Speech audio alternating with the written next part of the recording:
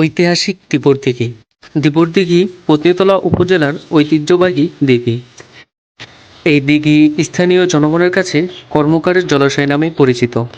দিঘিটির জলাশয়ের আয়তন প্রায় 60 বিঘা জমির উপর অবস্থিত। দিঘির মধ্যস্থানে অবস্থিত দিব্যক জয়স্তম্ভ।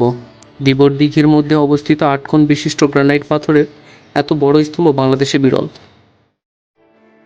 এই স্তম্ভের উচ্চতা 31 ফুট 8 ইঞ্চি। এই স্তম্ভে কোনো লিপিবদ্ধ নাই। স্তম্ভের উপরিভাগ ঘাস কাটা অলঙ্কার দ্বারা সুশোভিত।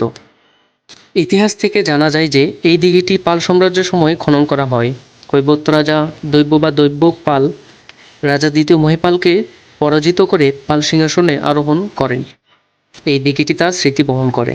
দিঘিটির মাঝে একটি স্তম্ভ আছে যা দৈব্যক জয়স্তম্ভ নামে পরিচিত। তবে স্তম্ভ নির্মাণের কোনো সঠিক ইতিহাস জানা যায়নি। ঐতিহাসিক দিঘি দেখতে দুই ঈদ এবং বিভিন্ন উৎসবের সময় উৎসুক জনতার ভিড় হয়। ঐতিহাসিক দিঘি পত্নীতলা উপজেলায় অবস্থিত। ভিডিওটি ভালো লাগলে অবশ্যই লাইক করবেন এবং আমার এই ফেসবুক পেজটিকে ফলো করবেন এবং শেয়ার করবেন। ধন্যবাদ।